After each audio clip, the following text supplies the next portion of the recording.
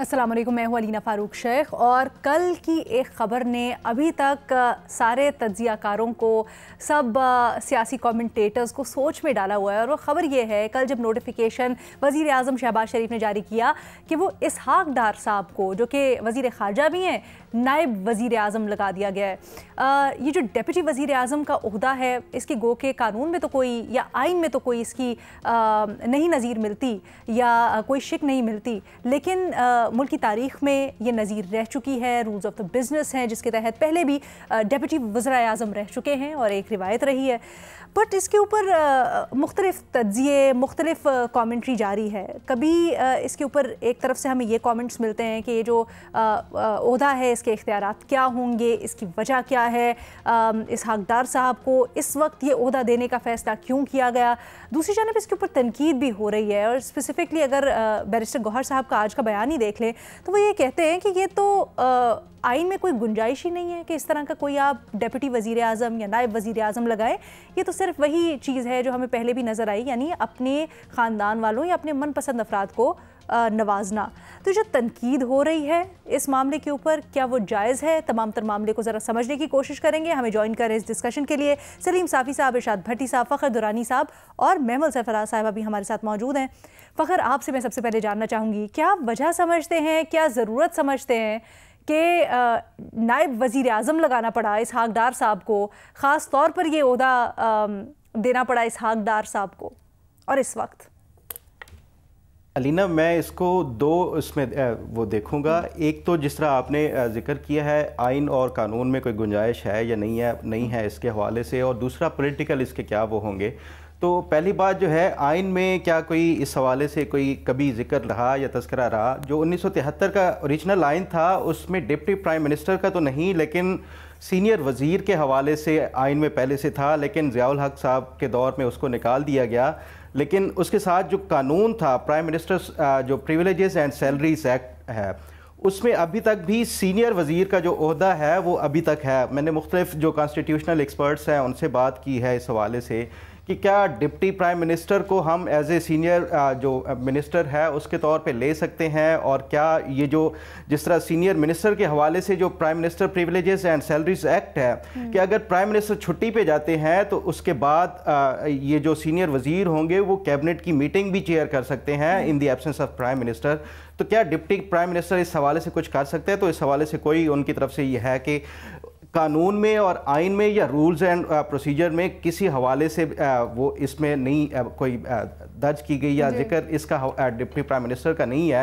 ये रिवायत के तौर पे 2008 में जो आपने जिस तरह जिक्र किया है चौधरी परवेज़ इलाही साहब का, वो किया गया है। और इसके हवाले से जो हुकूमत है, चाहे वो 2008 वाली हुकूमत थी या जो मौजूदा है, वो गाइडलाइन वो कहते हैं कि लेती है इस हवाले से आर्टिकल 4 जो है उसमें कि किसी भी शख्स को कानून में अगर ममानियत नहीं है तो आप उससे नहीं रोक सकते काम करने से। तो इसकी गाइडलाइन जो है वो आर्टिकल 4 है।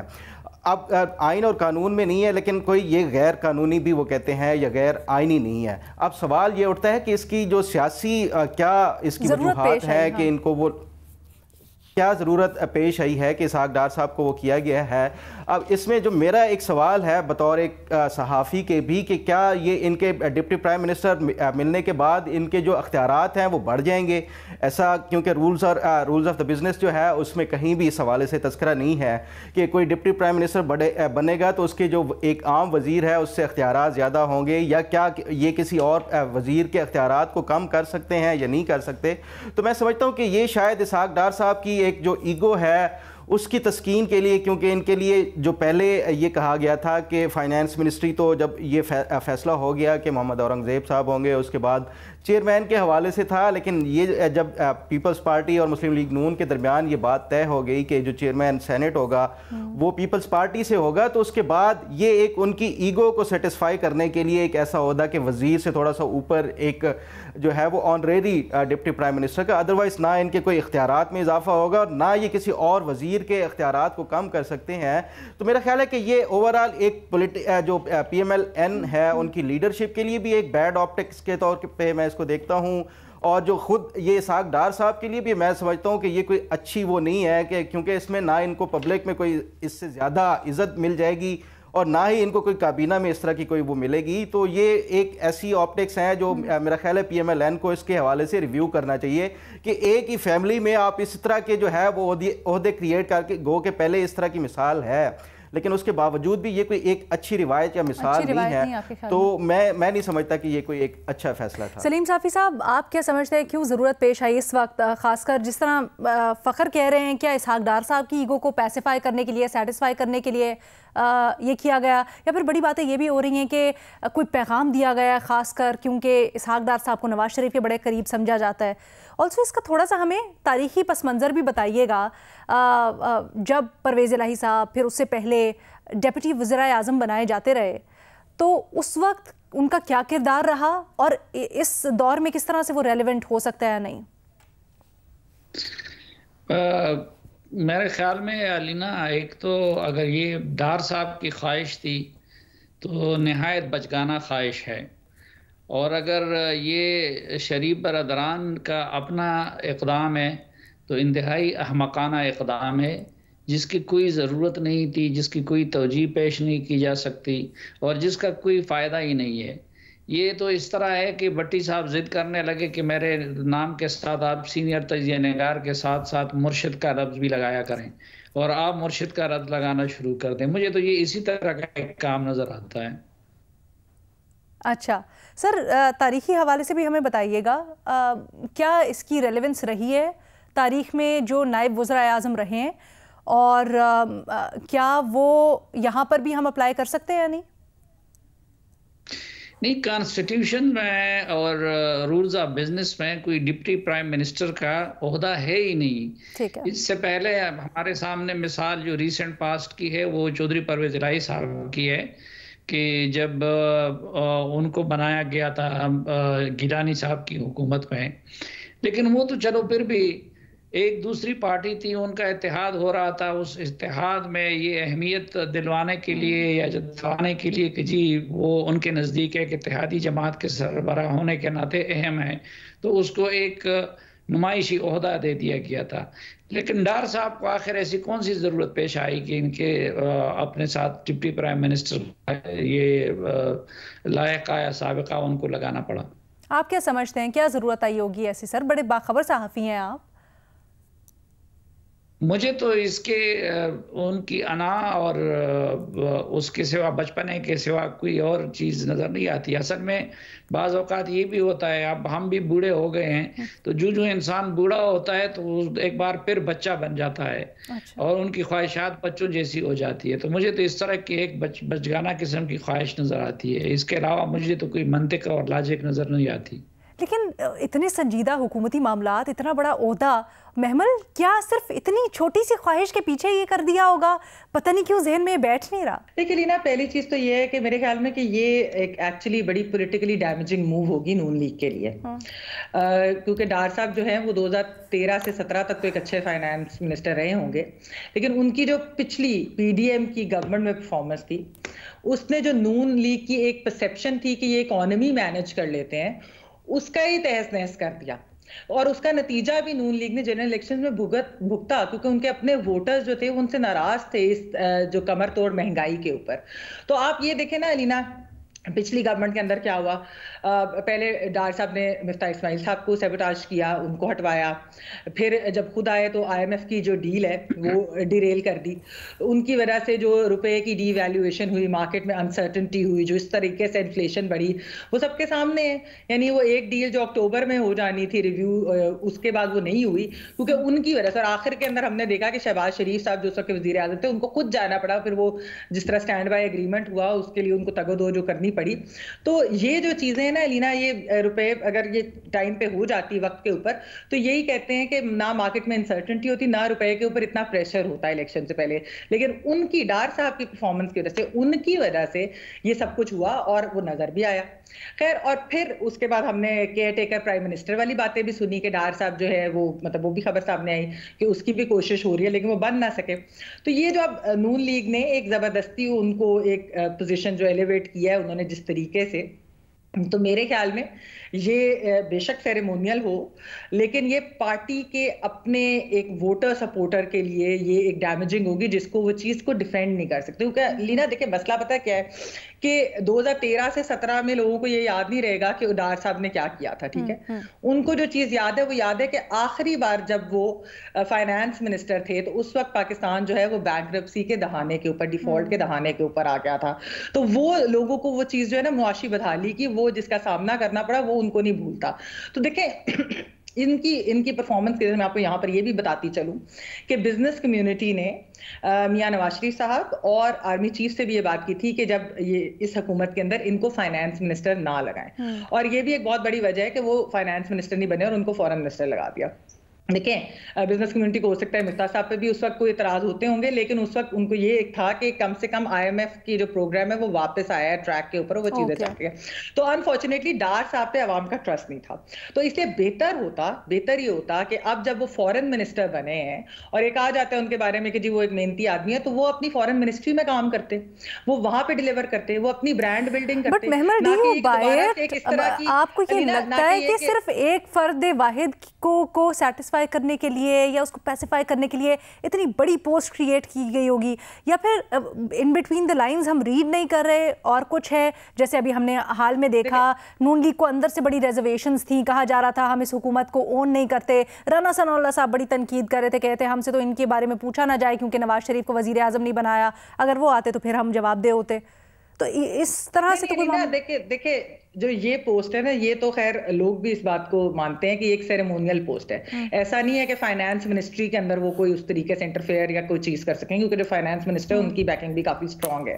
تو اس وجہ سے یہ والی بات نہیں ہے. بات یہ ہے کہ یہ جو ایک نون لیگ کے بارے میں ہے نا کہ وہ میرٹ پہ لانے کی بجائے یہ انٹرنل پالیٹکس یا جو اپنے انٹرنل ان کی چیزیں ہیں کہ اس کی وجہ سے اس طرح کی ایک غیر ضروری انہوں نے پوسٹ جو ہے وہ دی ہے اور یہ پوزیشن دی ہے. تو میرے خیال میں نون لیگ کو سمجھنا چاہیے کہ یہ ان کے اپنے لیے، ان کے اپنے ووٹر سپورٹر کے سامنے جو ہے نا چیز، ان کے اپنی پرسیپشن میں بھی یہ پولیٹیکلی ڈیمیجنگ ہوگا. پولیٹیکلی ڈار صاحب کی اپنی پرفارمنس تھی وہ سب کے سامنے ہے، یعنی کہ وہ کوئی ایسی چیز نہیں ہے کہ وہ پرسیپشن پہ، وہ اصل میں تھی. ٹھیک ہے. اچھا بھٹی صاحب سے جانتے ہیں، بھٹی صاحب آپ کو کیا لگتا ہے، کیا یہ واقعی میں صرف اتنا بڑا عہدہ ڈار صاحب کو خوش کرنے کے لیے، ان کی خوشنودی کے لیے، ان کی ایگو کے لیے بنایا گیا اور ان کو دیا گیا، یا پھر معاملہ کچھ اور ہے اور بڑا سنجیدہ ہے جو ہم ریڈ نہیں کر پا رہے؟ میڈم شیخ، سب سے پہلے ذرا ملاحظہ کیجئے اپنی، آپ بھی بہت ذہین ہیں، میں بھی بڑا ذہین ہوں، ہم دونوں اس دنیا میں اب دو رہ گئے ہیں.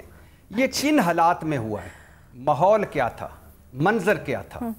منظر یہ تھا نواز شریف صاحب بمائے پسران یعنی اہل و عیال چین میں تھے، ایکسپو کے وزٹ کر رہے تھے، سٹیل ملوں کے دورے کر رہے ہیں اور کاروباری حضرات سے ملاقاتیں فرما رہے تھے.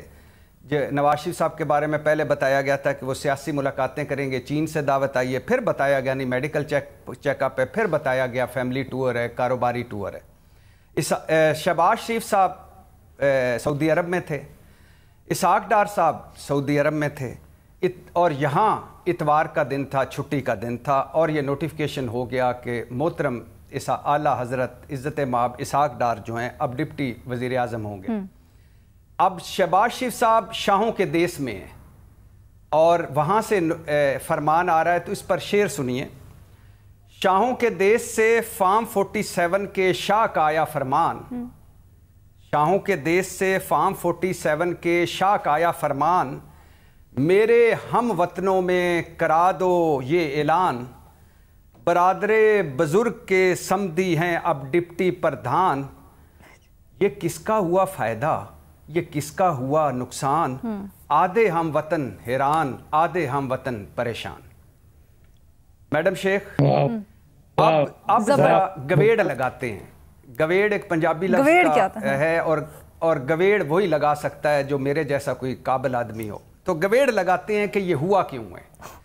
پہلا گویڑ ہے کہ ہو سکتا ہے یہ نواز گروپ اور شہباز گروپ میں اختلافات کا نتیجہ ہو. دوسرا گویڑ ہے کہ ہو سکتا ہے یہ ہاؤس آف شریف میں جاری سر جنگ کا نتیجہ ہو. تیسرا گویڑ ہے کہ ہو سکتا ہے یہ طاقتوروں کو پیغام پہنچانا ہو. کیوں پہنچانا ہو؟ وہ اس لیے کہ اسحاق ڈار صاحب کو وزیر خزانہ نہیں بننے دیا گیا. وزیر خارجہ ان کو بنانے کے لیے نواز شریف صاحب نے از بقلم خود سنا گیا ہے کہ کوشش انہوں نے کی और ये कोशिश कोई आम कोशिश नहीं थी। और फिर तीसरा इसी गवेड़ का अगला है कि मुस्तकबिल का मंजरनामा सामने रखें अगर, कि आगे कुछ बड़ा होने वाला है और बड़ा होने के लिए सफ़ बंदी हो गई है। सफ़ बंदी ये हो गई है कि मरीम नवाज़ साहबा वज़ीर आला हैं, इसहाक डार साहब डिप्टी वज़ीर आज़म हैं, नवाज शरीफ साहब पार्टी सदर होंगे, मुस्लिम लीग अपनी साख, मकबूलियत और बयानिए की तलाश में निकलेगी, और जब निकलेगी तो बहुत कुछ ऐसा करना पड़ेगा जिसकी तवक्को नहीं होगी किसी को, और हो सकता है वो कुछ ऐसा करने की कोशिश करे, तो उसके लिए सब बंदी ज़रूरी थी। चौथा गवेड़ है कि दिल किया, शाहों की मर्ज़ी है, शाहों के समधी हैं, शाही समधी हैं और शाहों का ख़ानदान है, दिल किया बना दिया। नाराज़ इसहाक डार साहब की नाराज़गी ख़त्म करने के लिए, उनकी ईगो हर्ट जो हुई है उसको सेटिस्फाइड करने के लिए डिप्टी वज़ीर आज़म जो वज़ारत ख़जाना ना मिलने पर दुखी थे, बेइज्जती महसूस कर रहे थे, और जब भी मुलाकातें होती थी तो वो आला हज़रत औरंगज़ेब साहब और आला हज़रत मोहसिन नकवी साहब के बाद वाली कुर्सी पर बैठा करते थे। अब वो ज़रा पहली वाली कुर्सी पर वज़ीर आज़म के साथ बैठा करेंगे और बाईं टांग हिलाएंगे और दाईं आंख से वज़ीर आज़म साहब को देखा करेंगे। और आखिरी गवेड़ है कि ये शहबाज शरीफ साहब पर एक चेक है और मोहसिन नकवी साहब से बड़ा ओहदा रखने की ये ख्वाहिश का पूरा होना है। अच्छा। और ये आखिरी बात ये भी बताता चलो मैडम शेख कि शहबाज शरीफ साहब जो पहले ही डिप्टी वज़ीर आज़म मान चुके थे इसहाक डार साहब को, और ये नवाज शरीफ साहब के हर दौर में जब इसहाक डार साहब होते तो ये डिप्टी प्राइम मिनिस्टर ही होते थे। नवाज शरीफ साहब बैग उठाते थे, मुल्क दर मुल्क घूमते थे, ये इधर हुकूमत चलाते थे, ठेके पे हुकूमत इनको देके। लेकिन अब ज़रा उन्होंने एक नोटिफिकेशन कर दिया है और अल्हम्दुलिल्लाह वो डिप्टी वज़ीर आज़म होंगे। तो शाहों के देश से फार्म 47 के शाह दिलों के डिप्टी वज़ीर आज़म से वो ऑफिशियली नोटिफाइड डिप्टी वज़ीर आज़म बन गए हैं। जी, दिलों से निकल कर ज़हनों में आए और ज़हनों से निकल कर कागज़ पर आए। भट्टी साहब ये एक चीज़ तो बता देना, ये जो आपने अंदाज़ा लगाया कुछ बड़ा होने वाला है, नवाज शरीफ पार्टी सदारत संभालेंगे और पार्टी में जो हलचल होगी, क्या बड़ा हो सकता है? मैडम शेख, तीन चीज़ें आप ज़हन में रखें कि मुस्लिम लीग जो 8 फरवरी के झटके के बाद सख्ते में है, कौमे में है, वो तीन इतनी बड़ी बातें कर गई है। एक कि ये इलेक्शन धांधली ज़दा थे, बेचे गए खरीदे गए। दूसरा, इमरान खान की सज़ाएं गलत। तीसरा, ये हमारी हुकूमत नहीं है। अब ज़रा ये मंजरनामा देखिए कि नवाज शरीफ को उन्होंने कहा कि आओ फिर से संभालो नवाज शरीफ। नवाज शरीफ साहब बैठेंगे तो वो जो हारा हुआ शख्स हारी हुई जमात पर बैठकर क्या करेगा? तो वो कोई एक इनकलाब बर्पा करेगा, प्याली में तूफान उठाने की कोशिश करेगा, राई का पहाड़ बनाने की कोशिश करेगा। तो उस फायरिंग में बहुत सारे लोग आने की तवक्को है, और सुना जा रहा है इस्लामाबाद की हवाओं फिजाओं में कि मुस्लिम लीग असली वाली में और बहुत सारे लोगों में तल्लुकात की वो नोयत नहीं रही।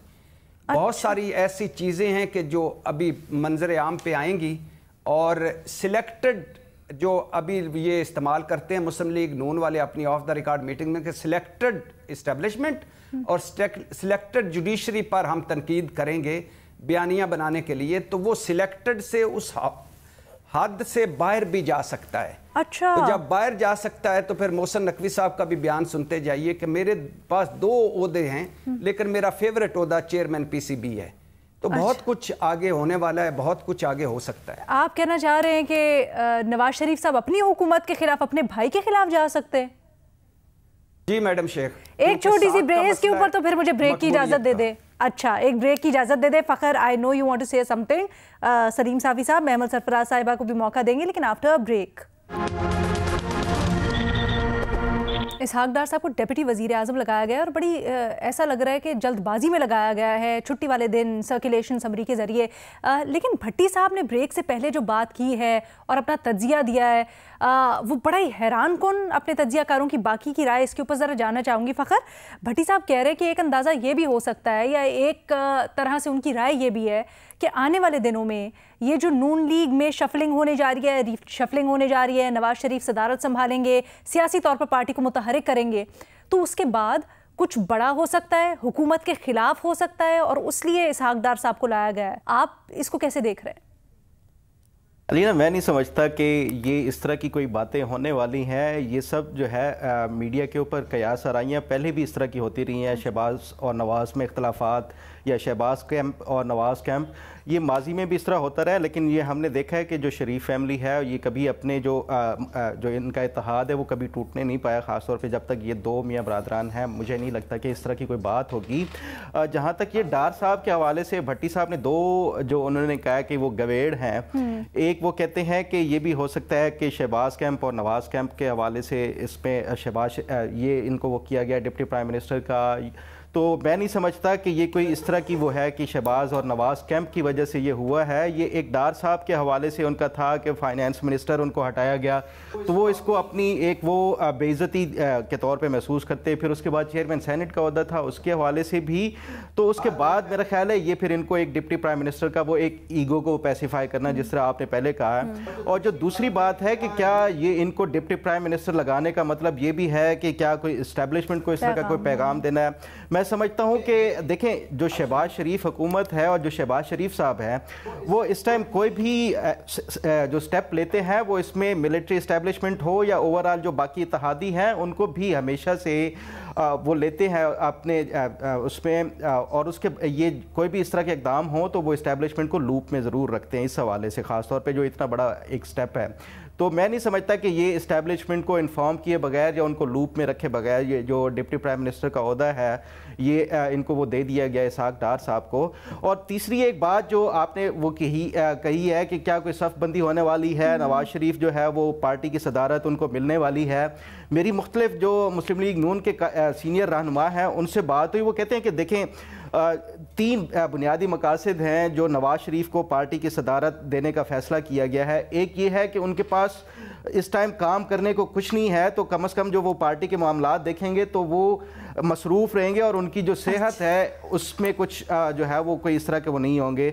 और दूसरी जो एक बात है वो कहते हैं कि जो साकिब निसार साहब ने एक फ़ैसला दिया था जिसमें सेनेट की टिकट्स इनके जो सिग्नेचर से वो असाइन की गई थी, और वो साकिब निसार साहब ने कहा था कि किसी मुजरिम के दस्तखतों वाले सेनेट के मेंबर्स कैसे हो सकते हैं। उनकी जो टिकट्स वो कैंसिल की गई थी और उनको एक आज़ाद मेंबर के तौर पे वो किया था, तो वो उसको मुस्लिम लीग नून जो है वो नवाज़ शरीफ और मुस्लिम लीग नून की एक बेतौकीरी समझते हैं। तो ये एक जो है वो इनको दोबारा से सदर और दोबारा से इस तरह के पार्टी के जितने भी टिकट्स होंगे या जितने भी फैसले होंगे उस पर नवाज़ शरीफ के दस्तखत होंगे, तो वो एक जो बेतौकीरी थी उसको रिवर्स करना चाहते हैं। और तीसरा जो है वो मुस्लिम लीग नून का जो एक सपोर्टर और वोटर है वो कहते हैं कि वो डिसहार्ट हो गया था जब नवाज शरीफ वजीर आज़म नहीं बने, तो उसके बाद अपने जो वोटर को इंटैक्ट रखने के लिए और उनको सेटिस्फाई करने के लिए ये उनको ओहदा दिया जाना लाजमी था। बाकी इसमें ना कोई वो कहते हैं कि कोई साजिश है या ना कोई ऐसी सफ़बंदी हो रही है कि जिसकी बुनियाद के ऊपर ये नवाज शरीफ को दोबारा से वो पार्टी सदारत का वो दिया गया हो। भट्टी साहब, आप जवाब देना चाहते हैं कुछ? जी मैडम शेख, पहला तो मैं मुबारकबाद देना चाहूँगा अपने भाई, छोटे भाई फ़खर को भी और नवाज शरीफ साहब को कि चलो अब सेहत बेहतर हो जाएगी पार्टी संभाल कर। ये बड़ा अच्छा शुगल दे दिया है। जरदारी साहब भी आ गए हैं ऐवान सदर में, उनकी भी सेहत बेहतर, इनकी भी सेहत। बदला लेने में और बेतुकीरी ख़त्म करने में नवाज शरीफ साहब लगे हुए हैं और इसी में कख नहीं रह गया। कितना वोटर सपोर्टर उनके पास अभी रह गया है जो इंटैक्ट था। कितनी बड़ी एक तशहीरी मुहिम के बाद मैडम शेख नवाज शरीफ साहब वापस आए थे और कबूतर उड़े थे, और फिर कबूतर उड़ने से तोते उड़ने तक का जो सफ़र है उसका क्या हाल हुआ था। एक हारा हुआ शख्स हारी हुई पार्टी का बनकर वोटर को, सपोर्टर को इंटैक्ट करेगा। और एक फ़खर से मैं ज़रूर कहूँगा कि वो कह रहे हैं कि कुछ भी नहीं है। अब ये सारे बाहर हैं, जो मैंने शुरू में किया किसी ने गौर नहीं किया, सब बाहर हैं और इतवार का दिन है और नोटिफिकेशन हो जाता है। 2 दिन बाद आके भी हो सकता था अगर ये सिर्फ एक होता। इसका मतलब है कि एक मरतबा जब मैडम शेख ये चीफ बनने की प्रोसेस चल रहा था तो शहबाज शरीफ साहब दबाव में आ गए थे, सुना जा रहा है, गवेड़ है ये भी एक। तो उन्होंने कहा कि उनको कोरोना हो गया है और वो वज़ीर आज़म हाउस में बंद हो गए और उन्होंने सारों से मिलना बंद कर दिया और काफ़ी दिन इसमें उन्होंने गुजार लिए और फिर वो सारा मरला खुश असलूबी से हो गया। तो सऊदी अरब से जो ये फरमान आया शाहों के देश से, فارم 47 کے شاہ کا فرمان، اس میں ہی بہت کچھ ہے، اس میں بھی بہت کچھ ہے. چھٹی والے دن سلیم صافی صاحب سوچئے نا کہ واپس آ کے بھی ہو سکتا تھا، اتنی کیا ارجنسی تھی کہ کیا کاروبار. سلیم صافی صاحب یہ کیا سعودیہ کی کیا ریلیونس ہے اس کے اندر، ہمیں سمجھائیے گا ذرا، میں نہیں پہنچ پائی جہاں تک بھٹی صاحب لے کے جا رہے ہیں. نہیں، مجھے تو اس معاملے میں سعودیہ کا کوئی ریلیونس نظر نہیں آتا، اور ویسے بھی پاکستان کے اندرونی معاملات میں سعودی عرب سعودیہ کا ریلیونس نہیں ہے. سعودی عرب میں کہہ رہا تھا کہ چھٹی والے دن وہ کہہ رہے وہاں سے بیٹھ کے چھٹی والے دن اتنی جلد بازی میں کر دیا یہ. ہاں، وہ جلد بازی میں بھی ہے اور جلد بازی میں نہیں بھی ہے، کیونکہ یہ اتنے مہینے گزر گئے، اس سے پہلے بھی کیا جا سکتا تھا، اور یہ کوئی خاص فیصلہ نہیں ہے. میں نے آپ کو بتا دیا کہ اور سعودی عرب کے بعد بھی کیا جا سکتا تھا یہاں آ کر بھی. اچھا ہاں، تو پہلے بھی کیا جا سکتا تھا، بعد میں بھی کیا جا سکتا تھا، لیکن جب ایک چیز کی کوئی حیثیت ہی نہیں ہے، کوئی اہمیت ہی نہیں ہے، ہم سب کا اس پہ اتفاق ہے، کوئی اتنا ایک کی ڈیسیجن نہیں تھا جس کا نہ ریاست پہ کوئی اثر پڑے گا، نہ سیاست پہ کوئی اثر پڑے گا، نہ حکومت پہ کوئی اثر پڑے گا، تو پھر ہم ان کو اتنے چیزوں سے کیوں جوڑتے ہیں. اور دوسری میری ایک گزارش، صافی صاحب کی رائے کا احترام. میڈم شیخ یہ ذہن میں رکھیے گا کہ اس عہدے سے کیا کیا فرق پڑے گا، یہ میرا آپ جملہ ذہن میں رکھیے گا آگے جب منظرنامہ آئے گا. چلیں ٹھیک ہے سر، رائے مختلف ہو سکتی ہے دونوں کی، اس کا احترام. صافی صاحب کچھ ایک جملہ کمپلیٹ کرنا چاہ رہے تھے یا کچھ کہنا چاہ رہے تھے؟ جی. نواز شریف اور شہباز شریف یہ کبھی بھی ایک دوسرے کے خلاف نہیں جا سکتے. دونوں کے بیانیے کا، دونوں کے اپروچ کا یہ فرق آج سے نہیں ہے، یہ ازل سے ہے. لیکن دونوں بھائی جو ہے آج بھی شہباز شریف نواز شریف کے سامنے اونچی آواز میں بولتا ہی نہیں ہے. نہ پہلے کبھی ان دونوں کا ایک دوسرے کے سامنے آنے کا ارادہ تھا، نہ مستقبل میں وہ کبھی ایک دوسرے کے سامنے آ سکتے ہیں. اور مجھے تو یہ بھی لگتا ہے کہ صرف یہاں سے نہیں بلکہ شاید لندن ہی سے یہ فیصلہ تھا کہ شہباز شریف صاحب وزیر اعظم ہوں گے، لیکن ووٹ سمیٹنے کے لیے یہ سارا انہوں نے آپس میں مل کے یہ پورا ڈرامہ بنایا ہوا تھا کہ نواز شریف صاحب وزیر اعظم ہوں گے. تو میں یہ نہیں مانتا کہ نواز شریف کے سامنے مقابلے میں شہباز شریف آ جائیں گے، یا نواز شریف صاحب جو ہے اٹھ کے شہباز شریف کو کمزور کرنا چاہیں گے. اچھا محمل نہیں، بالکل بات ٹھیک ہے، لیکن میرے ایک سوال کا جواب صافی صاحب کہ سعودی عرب سے کیوں چھٹی والے دن کیوں ایک دن بعد آ کے کر لیتے؟ کیوں ایسی جگہ پہ جہاں دسترس آسان نہیں ان سے؟ آپ کیا سمجھتے ہیں بھٹی صاحب، آپ کیا سمجھتے ہیں؟ خود بتا دیا نا کہ وہ ارکان سے دستخط لیے گئے ہیں، کوئی کیبنٹ میٹنگ یا وہ چیز بھی نہیں تھی، ایک نوٹیفیکیشن تھا اور انہوں نے نکالا ہے بس اس سے زیادہ کچھ نہیں ہے آپ کے مطابق. ہاں کہ وہ وہاں پر تھے اور چھٹی کا دن تھا اور سب کچھ تھا. جی صافی صاحب، میں نے کہا فیصلہ تو انہوں نے جانے سے پہلے کر لیا تھا نا. آج تو نوٹیفیکیشن نہیں آیا، آج ہم اتوار والے دن بیٹھے ہوئے بات کر رہے ہیں، نوٹیفیکیشن تو کل کا آیا ہوا ہے. ٹھیک ہے محمل. آج سوار ہے، کل اتوار تھا. سر وہ یہ نہیں کہہ رہے، وہ یہ کہہ رہے ہیں کہ آپ آج بیٹھے ہوئے بات کر رہے ہیں اتوار کے بارے میں، نوٹیفیکیشن تو پہلے کا ہو گیا ہوگا نا، وہ کل ہمارے سامنے آیا یا اس کے اوپر کل کی ڈیٹ ہوئی، ڈیسیجن تو پہلے کا ہو گیا ہوگا یا تھاٹ پروسیس. چلیے رائے کا احترام کر لیتے نا، وہ اختلاف پایا جا رہا ہے، کوئی مسئلہ نہیں ہے، آنے والے وقت میں دیکھ لیتے ہیں. ہاں آنے والے وقت میں دیکھتے ہیں نا کس طرح سے ٹرن آؤٹ کرتے ہیں، سب کے تجزیے الگ الگ ہو سکتے ہیں، اس میں کوئی مسئلہ نہیں ہے. محمل شہباز شریف کو پتہ ہے کہ اس کی کوئی اہمیت نہیں ہے، وہ اتنا سیریس نہیں لیتے، ہم نے بہت سیریس لے لیا ہے. سر جہاں سے بھٹی صاحب کھڑے ہیں وہاں سے وہ دیکھ کے سمجھتے ہیں کہ کچھ سیریس ہے. سو آئی تھنک مے بی ہوگا، لیٹ اٹ پلے آؤٹ، دیکھتے ہیں کہ کیا ہوگا. محمل کی رائے شامل کرتے ہیں. جی محمل. جی علینا، دو تین چیزیں. ایک تو یہ کہ یہ کوئی اس لیے نہیں ہے پوسٹ جو کریٹ کی گئی ہے، جو ان کو دی گئی کہ وہ کہ شہباز شریف صاحب پہ نظر رکھ سکے. شہباز شریف صاحب جو کچھ بھی کریں گے، جس طرح بھی صافی صاحب بھی ایکسپلین کر رہے تھے کہ میاں نواز شریف اور میاں شہباز شریف کی طرز سیاست مختلف ہو سکتی ہے، لیکن وہ ایک دوسرے کے خلاف نہیں جاتے. یہ ہم نے دیکھا بھی ہے، پاسٹ میں بھی دیکھا ہے، کافی ساری اب تو بہت ساری چیزیں رپورٹ بھی اس چیز کے اوپر ہوئی ہیں. تو یہ کوئی ایسی چیز نہیں ہے کہ ان کے اوپر یا ان کے کاموں کے اوپر کوئی نظر رکھنے کے لیے. وہ ویسے بھی اپنے بھائی کے ساتھ کہتے بھی ہیں، مشاورت بھی کرتے ہیں، بھائی کا فیصلہ جس طرح سے تھا کہ ان کو وزیر اعظم بنانا ہے. اچھا اس کے علاوہ لینا جہاں تک یہ بات ہے کہ نواز شریف صاحب کا جو صدارت والی بات ہے اور ان کو وہ سب دیکھیں اب کوئی کیونکہ ایک تو لیگل قدغن نہیں ہے. ہم نے دیکھا تھا کہ اس وقت یہ جو پارٹی کے عہدے کے اوپر کس طریقے سے اس وقت کی جوڈیشری نے جو ملٹری اسٹیبلشمنٹ کے ساتھ مل کر جس طریقے سے کیا اور یہ سینٹ کا بھی پورا بتایا بھی گیا ادھر کے کیا چیز ہوئی تھی.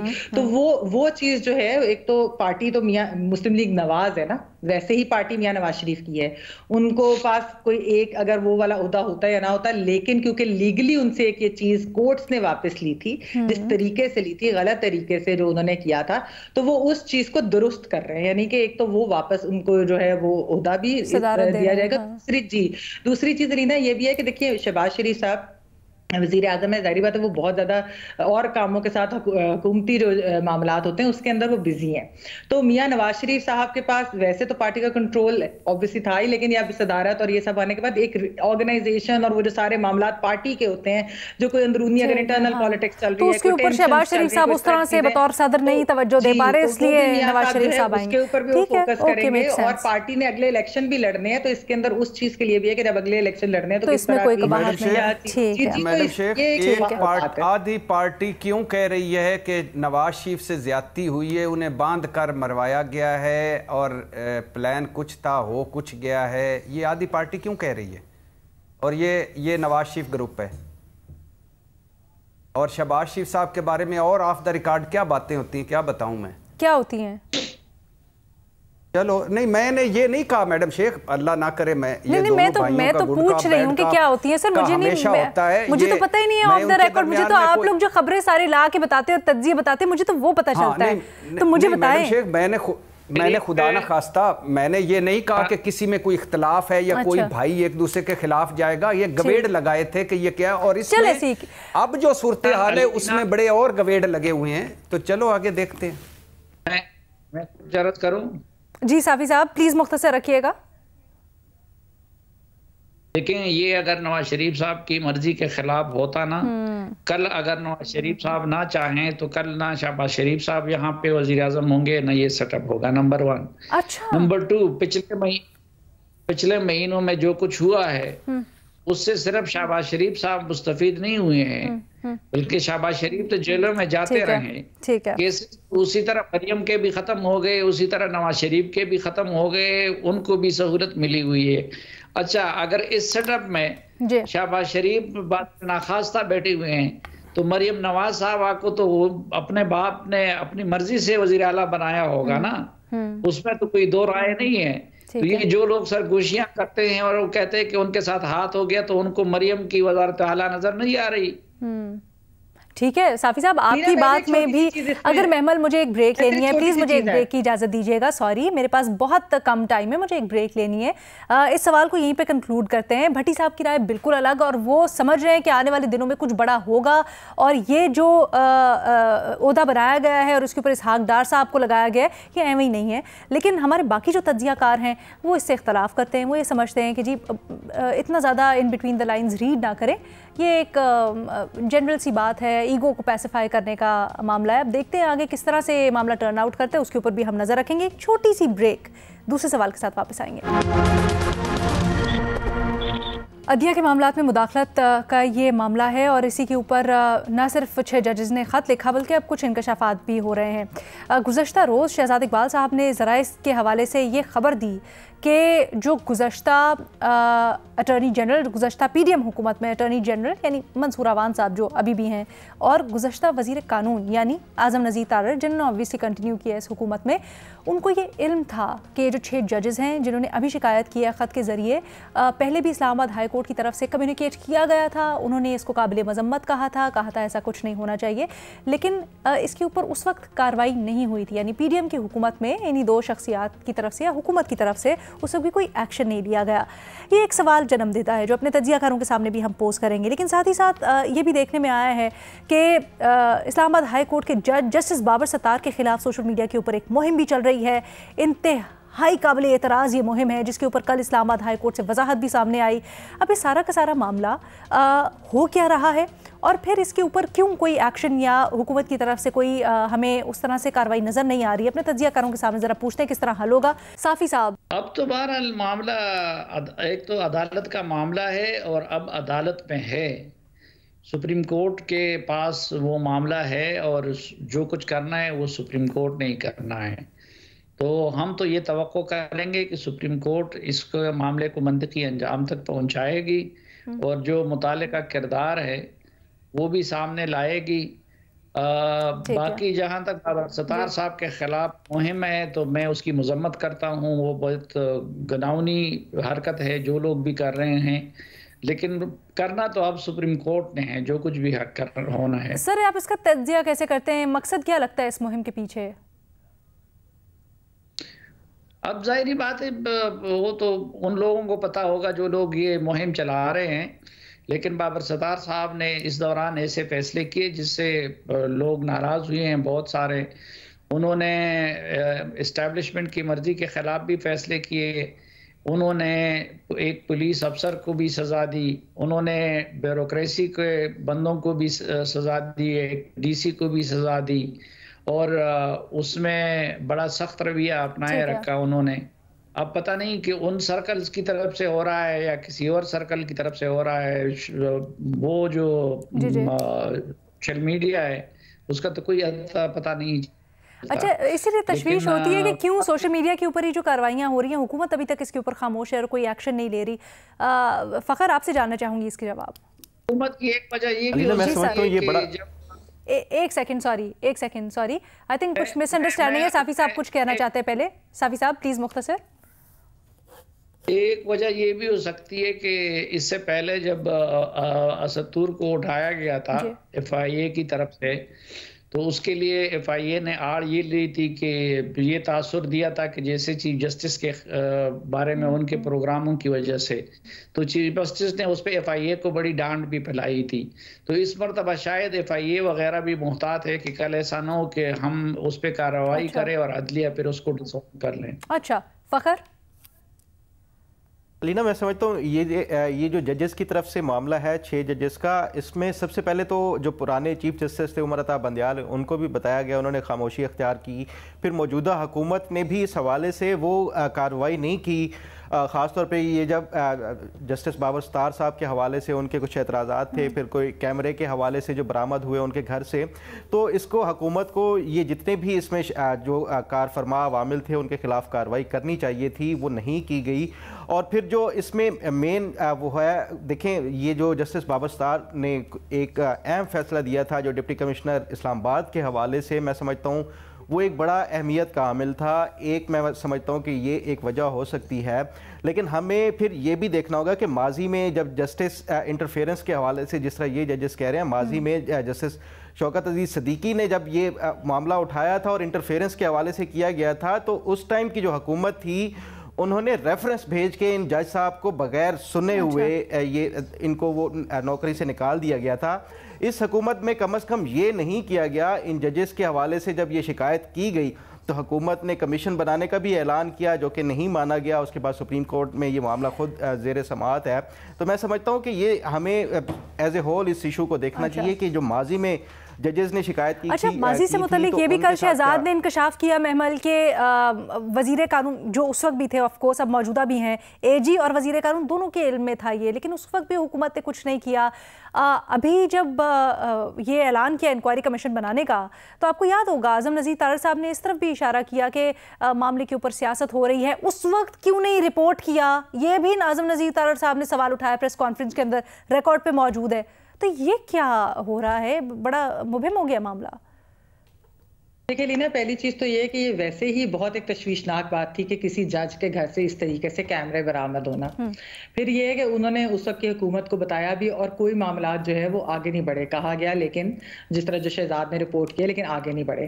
اب بات یہ ہے کہ کل یہ کیس سپریم کورٹ ویسے بھی سن رہی ہے، کل بھی یہ کیس جب لگنا ہے تو اس کے اندر 2-3 چیزیں تو ضرور ہونی چاہیے. ایک تو یہ ہے کہ جس طرح ہم نے پہلے بھی اس پہ بات کی کہ ایک جو کوڈ آف کنڈکٹ، ایک میکینزم تیار کیا جائے، بتایا جائے کہ اگر اس طرح کی کوئی چیز ہوتی ہے، کوئی इंटरफेरेंस होती है तो उसके ऊपर क्या करना चाहिए, जजेस क्या करें। दूसरी चीज़ ये है कि वो कह रहे हैं कि वो एफिडेविट जो है वो जमा कराने को तैयार हैं कि उन्होंने किसको बताया, क्या चीज़ें हुई, तो फिर उसके ऊपर सुप्रीम कोर्ट जो है वो जवाब तलबी भी कर सकती है और वो उनको करनी भी चाहिए, क्योंकि इतनी बड़ी चीज़ होगी और उसके ऊपर कुछ हुआ नहीं, कोई एक्शन नहीं लिया गया, तो ये एक बड़ी तशवीशनाक बात है। एक और चीज़ अलीना मैं ज़रूर कहूँगी, देखिए जो बाबर सत्तार साहब पे बात हो रही थी, बाबर सत्तार साहब जो है वो एक बड़े अपराइट जज है। हमने देखा है कि वो किस किस्म के फैसले दे रहे हैं, किस किस्म के वो केसेस सुन रहे हैं, क्या चीजें हो रही है। इसके अंदर जो मुमासलत है वो आपको याद होगा कि काजी फाइज ईसा साहब के ऊपर पीटीआई की गवर्नमेंट के दौरान जो एक पूरी मिलिशियस कैंपेन चली थी, और वो उनके कौन से फैसले के बाद आई थी, किन इदारों के ऊपर जब इस तरह की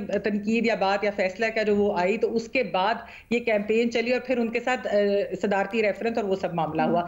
बाबर सत्तार साहब की भी चीज को इसी उसमें आप देखिए, इसी तनाजुर में देखें कि वो उनके क्या फैसले हैं, क्या वो केसेस सुन रहे हैं, क्या वो स्टैंड ले रहे हैं। तो ये जो मिलिशियस कैंपेन है जो कि उनकी फैमिली, इसी तरह काजी फाइज ईसा साहब की भी फैमिली को टारगेट किया गया था, आपको अगर याद हो, तो इधर बाबर सत्तार साहब को और उनकी फैमिली को गलत टारगेट किया जा रहा है, क्योंकि कोई ऐसी चीज, कोई इलीगल चीज तो मिली नहीं, कोई ऐसी चीज तो मिली नहीं जिस तरह काजी फाइज ईसा साहब के टाइम भी नहीं हुआ था। तो असल में ये सिर्फ और सिर्फ इसलिए है कि किसी को अंडर प्रेशर लाने के लिए, किसी जज को या डराने धमकाने के लिए, तो ये इस तरह की कैंपेन। वैसे तो काजी साहब का जब केस था तो उसके अंदर काजी साहब के वकील भी रहे, बाबर सत्तार साहब उस वक्त वकालत करते थे और डिफेंड कर रहे थे टैक्स मामला। बट भट्टी साहब, सॉरी छोटी सी चीज अलीना, कि साफी साहब ने कहा कि एफआईए जो है वो शायद इसलिए नहीं ले रही कि ऐसा तूर साहब के मामले में नहीं, एफआईए को इस तरह आई एम श्योर कि पता होगा कि कौन है इस कैंपेन के पीछे, जिस तरह काजी फाइज ईसा साहब की कैंपेन के पीछे कौन लोग थे। तो ये भी एक चीज हो सकती है। इरशाद भट्टी साहब, क्या आपको भी मुमासलत नजर आती है?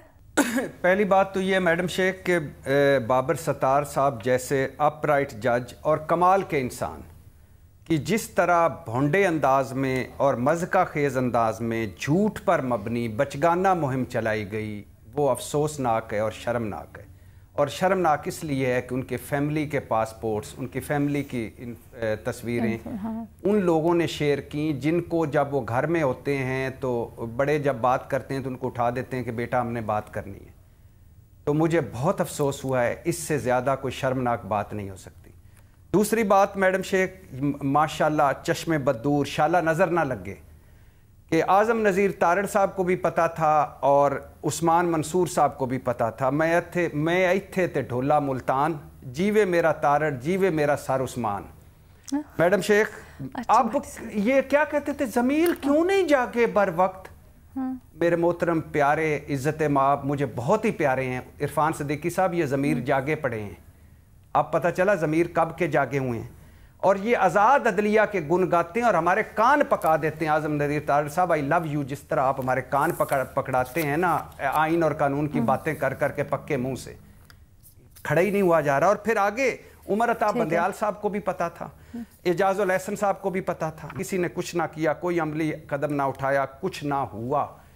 और madam Sheikh Islamabad high court का फुल कोर्ट इजलास हो चुका है, तजावीज़ जा चुकी हैं और एक अच्छा फैसला है कि आइंदा अगर कोई मुदाखलत होगी तो मुत्तफिका रद्द अमल दिया जाएगा। ठीक है, ये अच्छा फैसला है, अदलिया को तो बख्श दे। ठीक है जी, मेहरबानी। ओके, वैसे एक चीज़ मैं यहाँ पर ज़रूर कहना चाहती हूँ प्रोग्राम वाइंड अप करने से पहले कि ये ज़राए से खबर थी और यकीनन जो रिपोर्ट कर रहे हैं वो इसके ऊपर खड़े हुए हैं, बट आज़म नज़ीर तारड़ उस्मान नावान साहब के पास ये फोरम भी मौजूद है और यकीनन जब सुप्रीम कोर्ट में भी इसकी समाअत होगी और अगर ये बात बाहर आती है तो उनकी भी वजाहत सुननी चाहिए कि क्या एग्जैक्टली उनका स्टांस है इसके ऊपर, क्यों उस वक्त वो बता ना पाए, या उसके बाद जो इनका सारा का सारा नैरेटिव रहा मीडिया के ऊपर आकर ख़ास तौर पर, वो क्यों था। सो जी स्टे ट्यून्ड, हम भी इसके ऊपर तज्ज़िये तबसरे करते रहेंगे आने वाले दिनों में। आज के लिए इतना ही, अल्लाह हाफ़िज़।